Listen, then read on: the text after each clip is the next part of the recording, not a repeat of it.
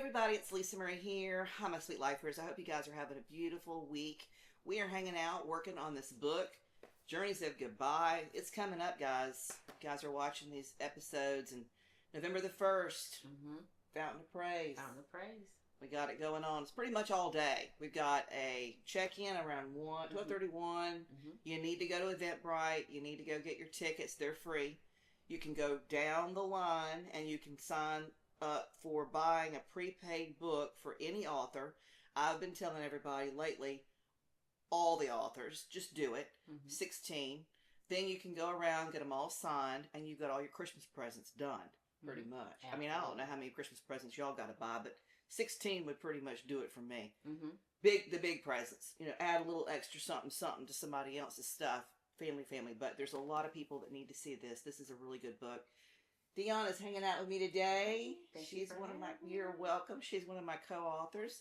And I'm so happy that you're here. It's a pleasure to be here. Yeah, so talk to me. You and I both know Satavia. We've been working together with her on this and know her for a long time. So what made you think this would be a great idea? Like, she came to me and she said, you have to do it. And so I was like, okay, and here I am. So we did. Well, I've been knowing Satavia for a very long time. My son is 30, so which means I've been knowing her for at least 27 years. So we have a lot of history together. Great friendship, great sisterhood, love her to pieces.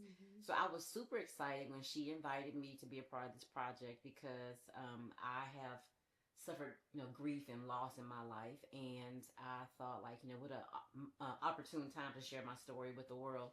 With other individuals. So was super excited when she invited me to be a part of the project.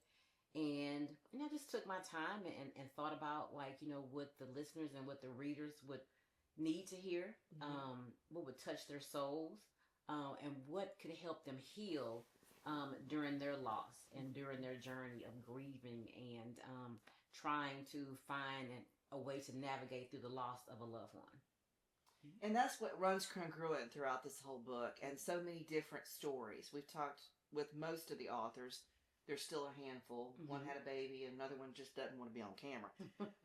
But the thing is that there's either an all of a sudden abrupt, oh my God, having to deal with something that you just really didn't expect. And then there's this slow, long goodbye for those that we know they're going. And the funny part about all of that to me is that we're all going. We're all going. And so the not being, I don't know what the word could be, aware of that, I think is a cultural thing. There's a lot of other places in the world that they pretty much talk about that all the time.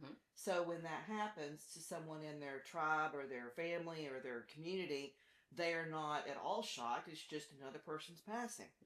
And it's not even seen as a very big deal in terms of grief and, people wailing and crying and, all this stuff. And I think part of our culture really tries to suppress that and not talk about that.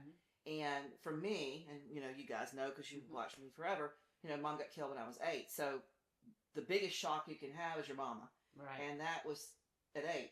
So I feel like from the very beginning of basically being on Earth, pretty much, all other deaths are not going to be as significant. Right. They're important. Everybody's important. But my response to my mother's death was completely different to anyone else's. And the fact that it happened so young really set the stage for how I actually grieve. I mean, like, or even see it, right? Because I don't see death as an end. I see death as the next place. And obviously I'm a Christian. Y'all are on a Christian channel, in case you didn't know it. And so the faith is there. And so I know where I'm going. I know where she's going. I write about that in my story. Her even telling me where she was going to be when she went, which was a gift in and of itself, that I didn't even realize, and you'll have to read the story, until much later in life what that really was. But you had a similar situation in terms of both parents died, and you had a situation where you've dealt with a lot of patients, long-term care for many, many years.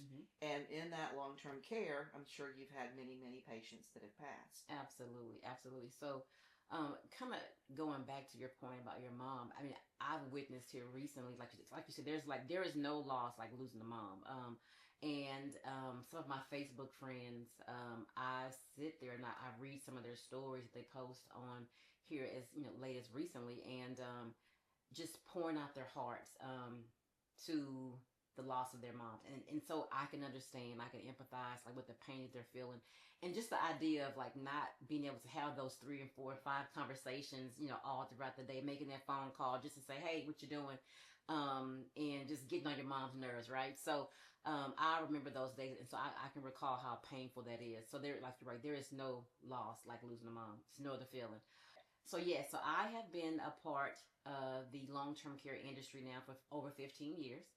I initially started my healthcare career at the acute setting, okay, with the initial plan of, going to school for physical therapy. But of course, being a single parent, that kind of changed the whole trajectory. So, Satavia and I started working together in the hospice industry for about 4 or 5 years. And, I mean, that industry is so much needed. It is a great resource for individuals and their families. I don't think it's talked about enough. I don't think that we're educating. More families need to be more educated on like all the benefits of hospice services. It's not just about oh well, once your loved one received hospice, they're going to pass away. That's not what it is at all. And so, there's a myth. And we talked about this, and we've talked about it, and I hope we talk about it. I'm sure we will on the discussion panel on that, our special day. And I plan on talking about it more on my channel too. The idea that whenever your husband or your spouse or your mother or your grandfather or your whoever in the family is sent home with hospice, even for me, and I know that it's run congruent throughout different ethnic groups. Absolutely. Some really believe it's a great idea, and some really like, oh my God, I don't want to do that at all. We're going to go home and kill grandma, right? And I had the conversation with Shelley and with Chanel, and truly, honestly, it's still very prevalent in North Carolina, where I'm from, where Brian and I are from, and our experiences with it were similar to that preconcepted. And maybe it was because both his mom and dad, were diagnosed late, or they were at a point where they were at the very end when they finally called us, because we're in Texas, right? So we're the only children not in North Carolina. Right. So we get the call, hospice is on the way, and then they're both dead within, a week or so. Right. Which is not cool.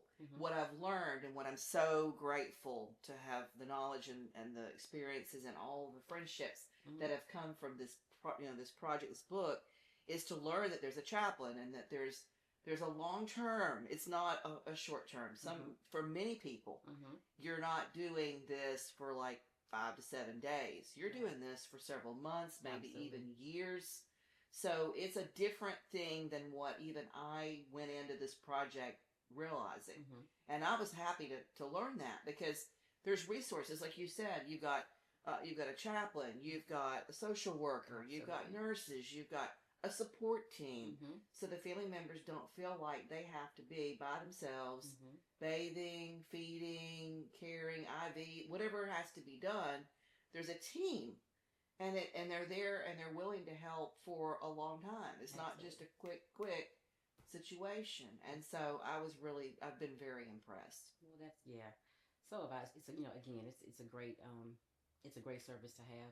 So then fast forward, back to my skilled nursing side, been with the company that's very family oriented. And to have a true passion for taking care of our residents, on the short term and long term side. And so, like you said, we also have those same resources. We have our social workers, we have our business office managers that, that kind of guide the family members and the power of attorney, those, medical power of attorney, financial power of attorney, guide them along the way to show them, how to navigate through the system, when they feel lost and like don't know, which direction to go, and, how to, receive the resources that they can, their loved one can really benefit from. So on the long-term care side, I have witnessed, how awesome my business office managers are with helping our residents who are over resourced with obtaining and planning for burial policies and everything, because they're over resourced, and so they can utilize those funds to so that in the evening, like when the time comes, they have the funeral arrangements that they need that we often don't talk about, which is a part of my chapter, the planning, discussion, those hard discussions, which I've had a conversation with a really good friend of mine here recently once again, and I brought it up, and she said, I don't want to talk about it. But I mean, it's a necessary conversation, And once again, in my chapter, we talk about how my mom and dad, they were so well organized and had everything, in alignment, which allowed me to place my focus on something totally different, which was them and, you're just dealing with grief. And just dealing with grief. Yeah. Just dealing with the fact that you can't pick up the phone and call that afternoon. Daddy had things planned. Obviously, Mother didn't. Go out to go get some stuff to finish up Easter dresses for your babies and get hit by a train. She didn't have. In 31, you're not planning that kind of stuff. Yeah. They had life insurance policies. I don't know why they did that. Maybe they did that because they were both doctor and nurse, and they just made those plans once we were born. Because I'm the oldest of 5, but at that point, there were 3 of us. So I'm sure that they had some thought behind that because that was in place. But it was interesting that Nana was so well planned. 102. I mean, down to the colors inside the casket planned. And how fabulous. The whole death was fabulous anyway. Right. Because 102, I mean, what are you going to do? I mean, like, that's just glorious. Right. She wasn't happy, guys. She was ready to go a long time before that. But the good Lord didn't take her until then, and that was perfectly fine by me. But I want people to get from our event and from this book and from your story in particular that there is a serious need to have the conversation. And it leaves people uncomfortable in the conversation, but at the time of the passing, it's a sense of peace. And to sit down and write down, not only, this is what I want this person to have, or better yet, we talked about that in another episode with another author, give it away before you're gone so the right person gets it. Oh my gosh, yes. If you've promised a grandchild a ring, give the grandchild the ring. Yes. Before you can't even, or you don't know your name, or somebody else steals it.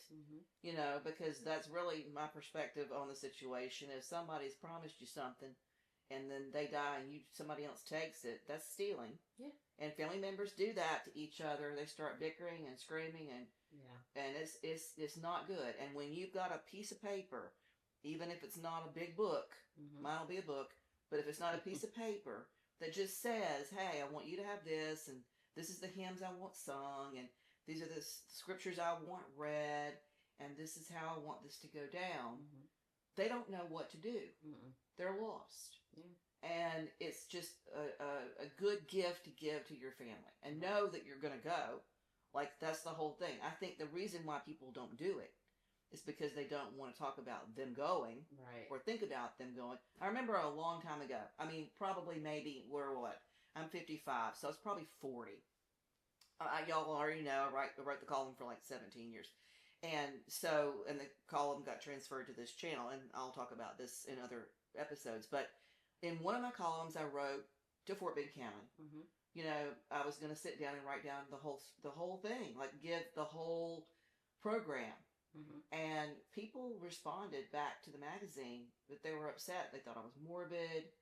They really were disturbed. And I was like, well, Mom got hit at 31, got killed at 31. I made it to 40. Right. And some of us earmark, like, Daddy dropped dead at 64. So here I am, 55. So I'm looking at 64. Like, that's how you do. That's how you do. True story. It is. True story. And, Brian's father said the same thing. He lived 5 years or 7 years longer than his daddy. And that's how he thought about his life expectancy. I'm looking at Nana at 102. There you go. Let's keep it there. But there's a need to do it, and I hope that people will get that if they don't get anything else. I mean, there's so much to get from this book about other ways that people have had to deal with death. Death that's fast. Death that's suicide. Death that's cancer. Death that's dementia. Death in all the ways that it comes to this body. And we all grieve differently. But the preparation for it is key. And I'm just thrilled that you've been able to dedicate pretty much most of your adult life in terms of giving and giving back as a ministry to those families. Absolutely. Yeah. I mean, I agree. It's, and so of course now having experienced that, I see life totally different. And, you know, and I don't try to force my thoughts, on anyone. However, you know, when there's a time and, you know, when it presents itself, kind of slide those little nuggets in there, you know, those little things to chew on, hoping that it would help someone when they're in their quiet time, thinking about life in general. So that's what I hope that everyone gets out of this book. So I just really appreciate all the support and from family and friends, you know, and I really hope that there's a takeaway out of each chapter that they read in this book, because I mean, some great stories. Yeah.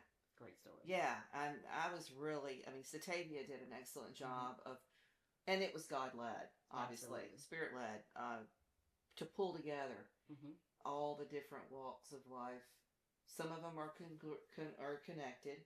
Like a lot of the people in this book work with Satavia or in the field of hospice or long-term health or doctors, and there's the oddball like me, the artist. But, you know, I've had a lot of death. Right. And I've been a part of a lot of projects in Houston that deal with people who are dying and children that are dying. And I think that that's what drew Satavia to me, knowing the other things I had my fingers in besides just being her photographer. Absolutely. You know, she knew that there was other things going on besides just that. And so, which is nice, because so many people think that that's all I do, and that's not anywhere near. It's just a small smidgen of what I do. So, well, I am excited that you were here today, and I'm excited for our event that's coming up. So am I. Super excited. Yeah.